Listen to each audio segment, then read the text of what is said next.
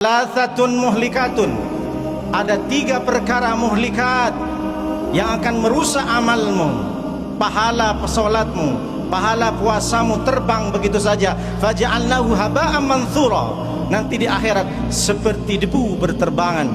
Apa saja yang 3? Yang pertama, suhun muta'un, pelit yang diperturutkan. Suh dalam bahasa Arab ada bakhil, ada suh, selaras dengan Rasulullah. Diksi dalam Al-Quran persis di surat Al-Hasr ayat 9, begitu juga di surat At-Taghabun 16, sama persis kalimatnya, diksinya pun sama. Wa may yuqa suha nafsihi faulaika humul muflihun. Siapa saja yang menjaga dirinya dari sifat kikir, sifat pelit, sungguh dia akan menjadi orang-orang yang beruntung, kata Allah. 2 kali Allah sampaikan bahasa dan kalimatnya sama.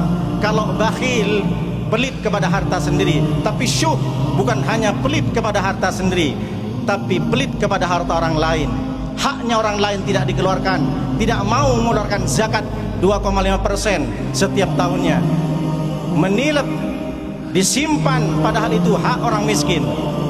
Juga tidak mau orang lain bersedekah, justru malah sebaliknya diprovokasi, jangan kau bersedekah, orangnya tidak amanah. Orang diprovokasi padahal harta itu bukan miliknya.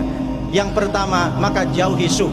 Apa obat daripada suh untuk tidak pelit? Al-Karim, yang dinisbatkan kepada sifat Allah, yaitu Maha Pemurah. Kalau dinisbatkan kepada Nabi Al-Jawad, kana Rasulullah sallallahu alaihi wasallam fi Ramadan ajwadu.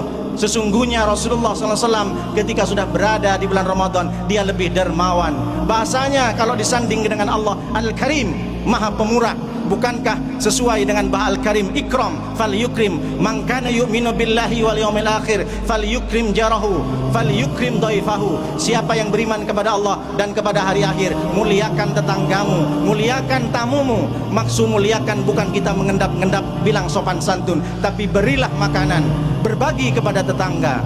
Lalu yang kedua, amal atau perkara yang bisa merusak ibadah kita, wahawan muttabaun, nafsu yang diladenin, nafsu yang dimanjakan. Islam mengajarkan bukan menghilangkan nafsu. Nabi mengajarkan kepada kita bukan hilangkan nafsu syahwat kita. Selama ruh masih berada dalam jasad, hawa nafsu masih ada. Hawa nafsu makan, mohon maaf, hawa nafsu juga libido ada. Tapi bagaimana kita bisa mengendalikan hawa nafsu? Setiap hari kita mungkin dihadapkan ada 2 perkara, ada yang jahat, ada yang baik, ada yang buruk, ada yang baik.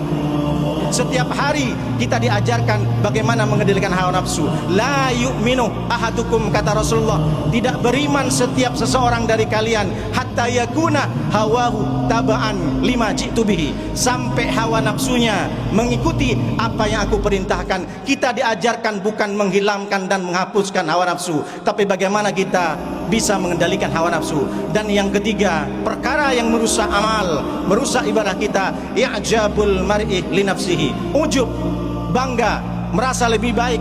Kalau ekstern keluar dia sombong, riya, pengen dilihat, sum'ah, pengen didengar. Tapi kalau ujub, tidak berkata-kata, tidak action, tidak berbuat, dia ada dalam diri kita. Bahkan Nabi mengingatkan kepada kita, laulam tudnibu, seandainya kalian selama hidup di dunia tak pernah berdosa, la khasyitu alaikum, maka aku khawatir kepada kalian, ma huwa akbaru minhu, ada yang lebih besar daripada dosa yang kita lakukan. Apa dia? Al-ujbah, ujub.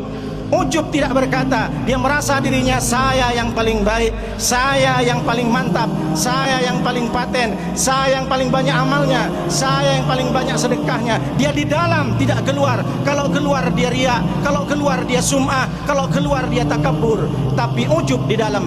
Maka apa obatnya ujub? Kita pasrahkan bahwa semua itu tergantung Allah. Fala tuzakku anfusahum, jangan pernah engkau mensucikan dirimu, kata Allah. Wa huwa a'lamu bimanittaqa, Allah lah yang paling tahu siapa di antara kalian yang bertakwa.